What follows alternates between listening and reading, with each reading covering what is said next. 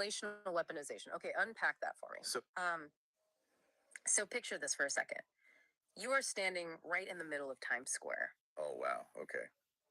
That's quite the sensory overload right off the bat. Right. There are these massive, high definition screaming for your attention. Yeah, and the noise level is just deafening. Exactly. And thousands of people are rushing past you. Everyone has their heads down, completely absorbed in those little glowing rectangles in the palms of their hands. Typical Tuesday in the modern world. I mean, that's just how it is. It really is the ultimate manifestation of today, right? Loud, incredibly fast, and totally hyper-connected. Absolutely. Now, I want you to imagine that in the middle of all this absolute chaos, you are trying to find your way around.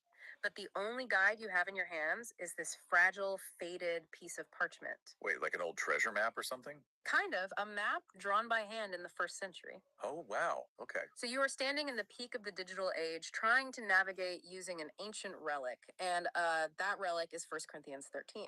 Ah, the famous chapter of love. Exactly. Today, we are taking that first century map and essentially forcing it into the 21st century to see if it just, completely breaks. Welcome to today's deep dive. I mean, the sheer cognitive dissonance of that image you just painted is striking. You're describing this complete mismatch of eras. Yeah, totally out of sync. Right, because the architecture of the environment around you, like the speed, the tech, the whole social fabric, what happens when those two very disparate worlds collide? Okay, let's unpack this because frankly, it feels like a really beautiful but maybe completely impractical mismatch. Impractical how? Well, let's look at this through a more modern lens, maybe using computing instead of a paper map. Imagine taking a beautifully written, incredibly elegant piece of vintage software. Like something coded back in the 80s. Yeah, like code that was written perfectly for the giant, clunky machines of its time. Yeah. And you're trying to install it on a brand new, ultra fast 21st century operating system. Oh, I see where you're going with this. The new system is running on what, quantum processing? Quantum processing, cloud synchronization, artificial intelligence, all of it. And the old software just says, love is patient, love is kind. Right, a total system error. Honestly, I don't think it is just friction between these two things. I think they're entirely incompatible. I mean, you can't practice a principle like love is patient when we live in a digitally driven world where patience is literally measured in milliseconds. That is so true. We get annoyed if a video buffers for half a second. Exactly. If a web page takes longer than 3 seconds to load, we abandon it entirely. If someone takes too long to text back, it triggers genuine anxiety. Oh, absolutely. The dreaded read receipt with no reply. Yes. So I just don't see how this ancient operating system can possibly install on the hardware of the 21st century. It is a totally valid skepticism. It really is. But what's fascinating here is how the source material addresses that exact incompatibility. Oh, really? How so? By explicitly framing the discussion around the 21st century, the source isn't arguing that the modern era is just a slightly faster version of the ancient world. Right. It's fundamentally different. Exactly. It acknowledges that the 21st century presents these unprecedented psychological environments that aggressively test classical definitions of love. Aggressively test is a good way to put it. Yeah, but instead of the ancient code failing to install, the source actually suggests that our modern hardware is what's crashing. Wait, hold on. You are saying the modern system is the one that is failing. That's the argument, yeah. Yeah. Because it lacks this foundational programming. How does that actually work in practice, though? Because let's take a specific line from that ancient code. Okay, lay it on me. The text famously says, love keeps no record of wrongs. Right. Very tough one. Tough. Our modern reality is fundamentally built on keeping records of wrongs. We literally have digital archives of every single text message, every social media post, every slight from the past 10 years. All neatly backed up to the cloud. Yes. Our digital footprint is a permanent, easily searchable record. I mean, the internet's entire business model, from outrage algorithms to cancel culture, is entirely fueled by keeping a record of wrongs. It thrives on it, honestly. So, practically speaking, how does that ancient principle survive today without just getting completely overrun by the culture? Well, that is the exact mechanism the source material dives into. To understand how keeps no record of wrongs functions today, we have to differentiate between digital memory and relational weaponization. Relational weaponization. Okay, unpack that for me. So the ancient text doesn't advocate for amnesia. It doesn't mean you literally forget that a wrong occurred. You can't just delete a memory. Right, you're not getting mind wiped. Exactly. In the context of 1 Corinthians 13, keeping a record translates much more accurately to keeping a ledger, like a petty accountant keeping a tally of debts to be collected later. Ah, so it's about not holding the receipt over someone's head. That's it exactly. The internet never forgets, and the cloud always has the receipt. We know that. Boy, do we ever. But the ancient principle argues that love is the active, conscious choice not to access that ledger for the purpose of retaliation. Oh, wow. That's actually profound. Right. In the 21st century, because we have the literal technological capability to instantly pull up a 10-year-old screenshot just to win a stupid argument, choosing not to do so is a radical act of grace. A radical act of grace. I really like that phrasing. Yeah, the source material argues that this ancient principle doesn't clash with modern technology. Rather, it acts as a necessary firewall against the toxic impulses that technology constantly amplifies. So it basically stops the outrage algorithm from taking root in your own personal relationships. Precisely. It's a defense mechanism for your humanity.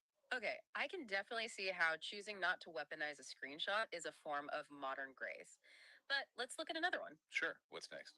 The text says love always protects, always trusts, always hopes, always perseveres. Always trusts. That is a heavy lift today. Seriously, how in the world do you apply always trusts in an era of deepfakes, catfishing, and highly curated fake social media personas? It feels incredibly dangerous, honestly. Right. Authenticity is constantly in question today. We're practically trained from day one on the internet to be suspicious of every single thing we see online. Because if you aren't, you get taken advantage of. Exactly. If you quote unquote always trust in the 21st century, you are just going to get scammed, probably out of your life savings. You are hitting on the exact friction point the source brings up. If we define trust as just naive gullibility, then yes, the 21st century will absolutely eat you alive. Just chew you up and spit you out. Right. But the source material provides a much deeper psychological mechanism for this. Ancient trust, in the context of this specific text, isn't about ignoring evidence or like believing every email in your spam folder. So the Nigerian prince is still out. Good to know. Exactly. Keep ignoring those. But it's really about a posture of human connection. A posture. What does that mean? Well, in a hyper-connected world where everyone is hiding behind avatars and these perfectly curated feeds, the default human posture has become deep, deep cynicism. We just assume the worst intent from everyone. We absolutely do. If someone does something nice, the immediate cultural reaction is to ask, well, what's their angle? Yeah, or to see if they're just doing it for internet clout, filming it for views. Yep, the hidden camera is always rolling somewhere. Right. So, in that incredibly cynical environment, applying always trusts means making a conscious decision to extend the benefit of the doubt within your actual real life relationships. So it's not about the internet at large, it's about your people. Exactly. It is a commitment to vulnerability despite the very real risks of the modern world. And there are a lot of risks. There are. But the source makes the case that because technology makes it so easy to fake connection, genuine trust has become this scarce and incredibly valuable resource. It's a gold. Yeah, the ancient text isn't telling you to trust a deep fake video of a politician. It is telling you that if you want a relationship to survive the profound isolation of the modern age, you have to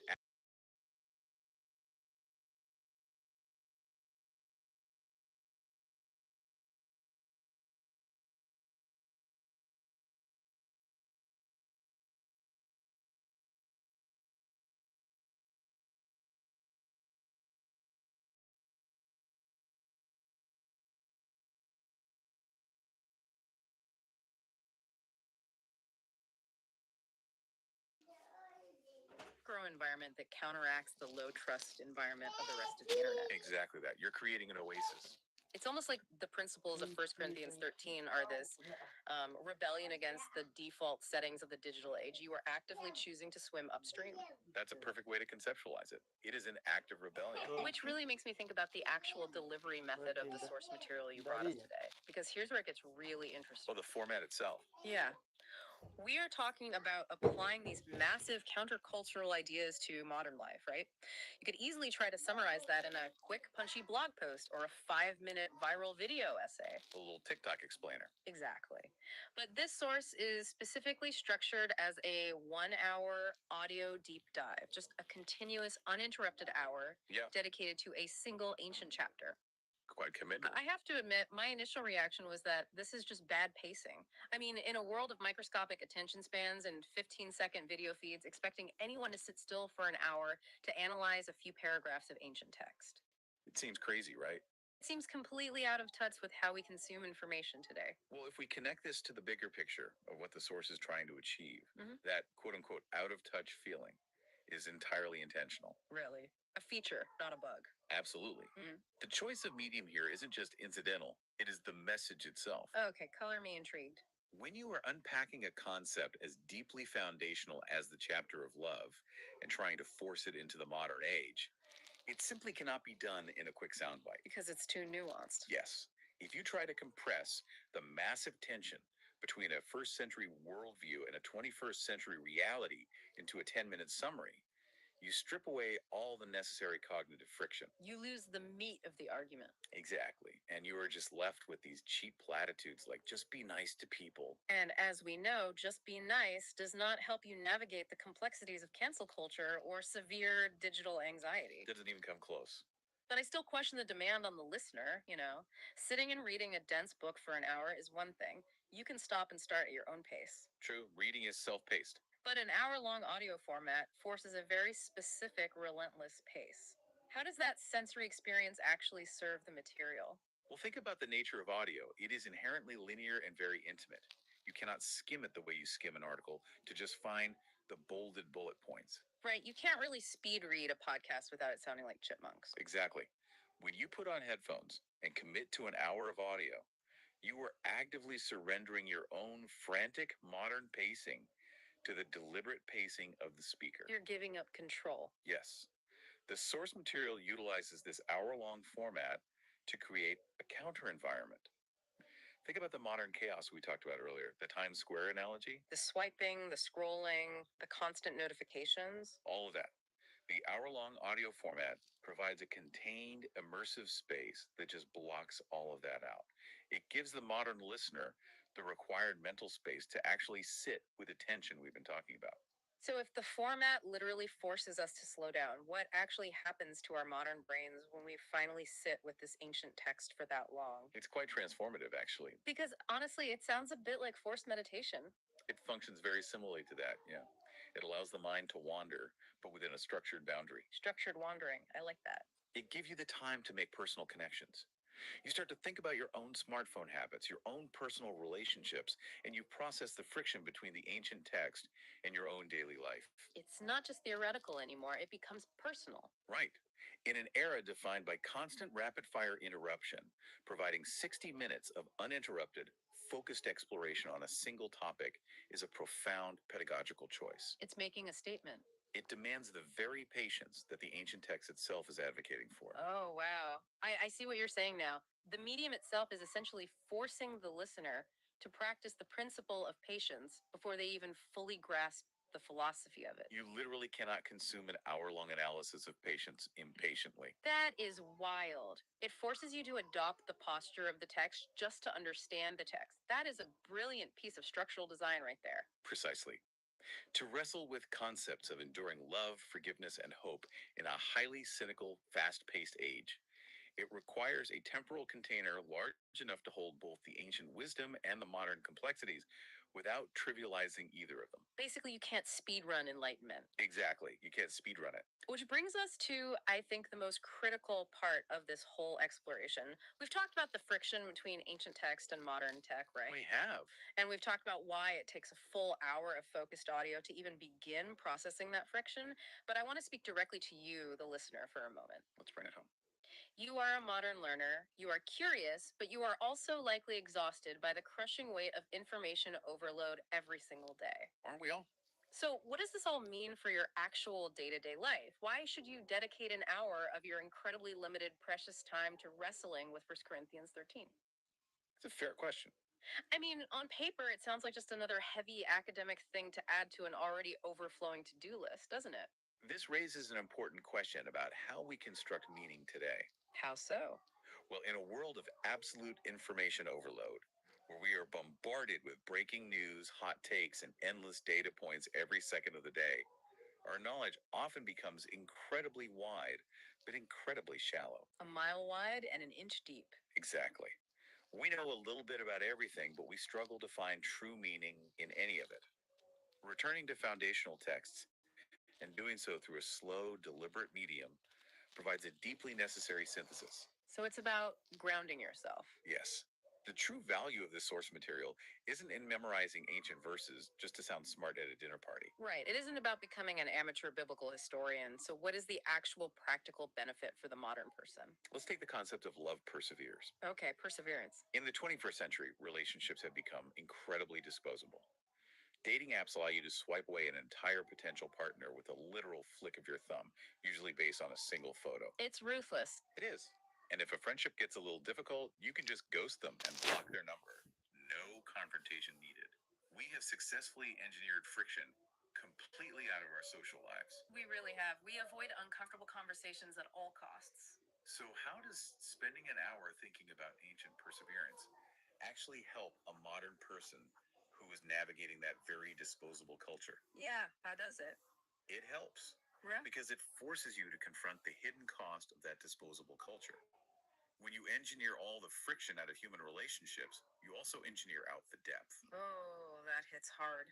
The source material argues that the massive isolation and loneliness epidemic we see in the 21st century is a direct result of treating human connection like a fast food transaction. Cheap, fast, and ultimately unfulfilling. Exactly. By spending an hour actively wrestling with the concept that love perseveres, you are being challenged to evaluate your own behavioral loops. You have to look in the mirror.